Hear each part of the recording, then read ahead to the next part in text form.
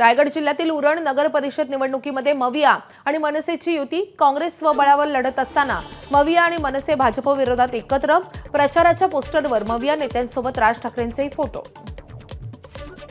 पेण नगरपालिका निवडणुकीमध्ये युतीसाठी हात मिळवणी करायला गेलेल्या शिंदे सेनेला भाजपने नाकारलं। सुनील तटकरेंनीच यामध्ये खोडा घातल्याचा आरोप आमदार दळवींनी केलाय। पेणमध्ये दळवींनी नगरसेवक फोडल्यानं भाजप नाराज असल्याची चर्चा। सन्मानाने युती झाली तर ठीक, नाहीतर आम्ही आमच्या ताकदीवर लढायला तयार। मंत्री गुलाबराव पाटलांचं वक्तव्य। नायक पिक्चर मधला मुख्यमंत्री म्हणजे एकनाथ शिंदे असं म्हणत गुलाबरावांकडून शिंदेंचं कौतुक। नांदेड जिल्ह्यामधल्या निवडणुका या महायुतीसोबत झाल्या पाहिजेत, युतीसाठी आमचा हात पुढे। शिवसेनेचे आमदार आनंद बोंढारकर आणि बालाजी कल्याणकरांची प्रतिक्रिया। नगराध्यक्षपदावरून भाजप राष्ट्रवादीतच दोस्तीमध्ये कुस्ती।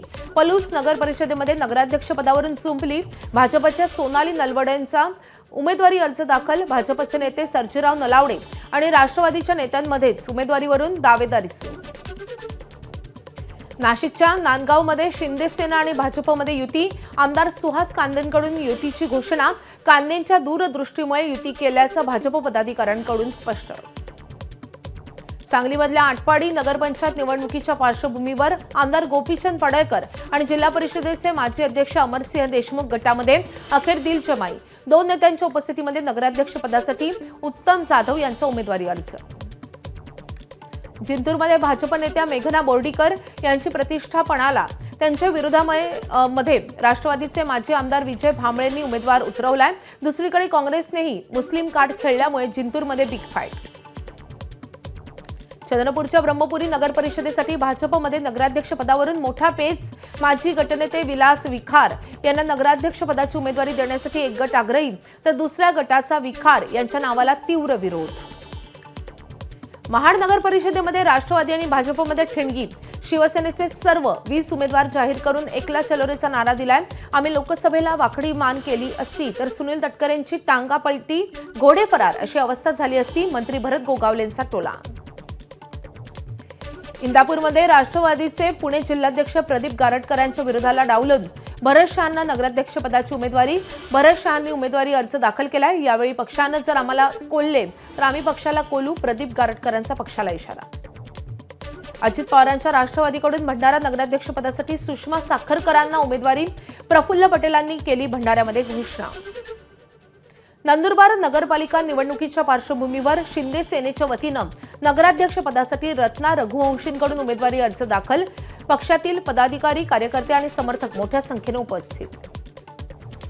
नगरपालिका निवडणुकीच्या पार्श्वभूमीवर ठाकरे सेनेकडून नगराध्यक्षपदासाठी शक्ती प्रदर्शन करत अर्ज दाखल। संगीता खंडू माळी यांनी आज नामांकन अर्ज सादर केलाय।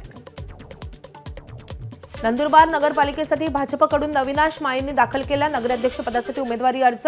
नगराध्यक्षपदाच्या उमेदवारीसाठी मोठी रस्सीखेच पाहायला मिळाली होती, मात्र पक्ष नेतृत्वानं अखेर माळींवर ठेवलाय विश्वास। यवतमाळ पालिकेमध्ये मुख्याधिकारी म्हणून काम पाहिलेल्या माधुरी मडावींनी नगराध्यक्षपदासाठी अर्ज दाखल केलाय।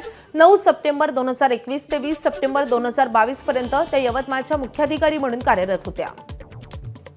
कराड नगरपालिकेमध्ये 6 दिवसांनंतर नगरसेवक पदासाठी 101 जणांनी तर 3 जणांनी नगराध्यक्षपदासाठी अर्ज भरलेत। तसेच मलकापूरला 78 जणांनी नगरसेवक पदासाठी तर 9 जणांनी नगराध्यक्षपदासाठी अर्ज दाखल केलाय। नगर परिषदा आणि नगरपंचायतींच्या निवडणुकांसाठी अर्ज भरण्यासाठी अखेरचे 2 दिवस शिल्लक। आज सुट्टीच्या दिवशी देखील अर्ज स्वीकारले जातील। 17 नोव्हेंबर अर्ज भरण्याचा अंतिम दिवस। सोलापूरमधल्या करमाळ्यामध्ये शिंदे सेनेला मोठा धक्का। विधानसभा निवडणूक उमेदवारासह 55 शाखा प्रमुखांनी सामूहिक राजीनामे सोपवले। योगेश क्षीरसागर स्वतंत्र आघाडी करत बीड नगर परिषद निवडणुकीच्या रिंगणामध्ये। राष्ट्रवादीमध्ये स्थानिक पातळीवर निर्णय प्रक्रियेमध्ये सातत्याने डावलले जात असल्याची क्षीरसागर यांनी व्यक्त केली आहे खंत। धाराशिवमध्ये नगरपालिका निवडणुकीच्या पार्श्वभूमीवर नगरपालिकेकडून दुबार मतदार शोध मोहिमेला सुरुवात। 20 पर्यवेक्षक आणि 20 प्रगणक शिक्षकांच्या माध्यमातून दुबार मतदारांचा संपर्क सुरू। धाराशिवमध्ये 94,000 मतदारांपैकी 2,731 मतदारांची नावे वेगवेगळ्या वॉर्डमध्ये दुबार आढळली आहेत।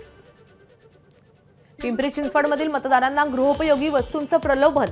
आगामी महापालिका निवडणुकीमध्ये प्रभाग क्रमांक 23 मधून कांचन जावळे लढण्यास इच्छुक. भाजपकडून त्यांना तिकीट हवं म्हणून त्यांचं नगरसेवक होण्याचं स्वप्न असल्यामुळे 50% मतदारांना वस्तू उपलब्ध करून आमिष देणं सुरू. राज्यातल्या राजकारणामध्ये नव्या पक्षाची एंट्री. मेघालय राज्यामधल्या लोकसभेचे माजी अध्यक्ष पी.ए. संगमांकडून नॅशनल पीपल्स पार्टी पक्षाची स्थापना.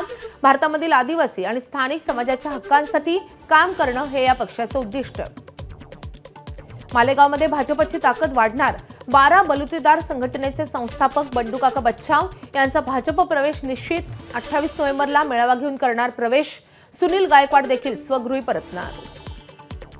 वाशिमच्या कारंजामध्ये विधान परिषद आमदार संजय खोडके, माजी मंत्री सुभाषराव ठाकरे आणि जिल्हा परिषदेचे माजी अध्यक्ष चंद्रकांत ठाकरेंच्या नेतृत्वात शेकडो कार्यकर्त्यांचा प्रवेश. यामुळे कारंजामध्ये अजितदादांच्या राष्ट्रवादीला बळ मिळाल्याची चर्चा. ठाकरे सेनेचे नेते आणि मेळघाट विधानसभा प्रमुख सुनील चौथमल यांचा भाजपमध्ये पक्षप्रवेश. प्रवेशानंतर धारणी नगरपंचायतमधून नगराध्यक्षपदाची उमेदवारी जाहीर केल्याची माहिती.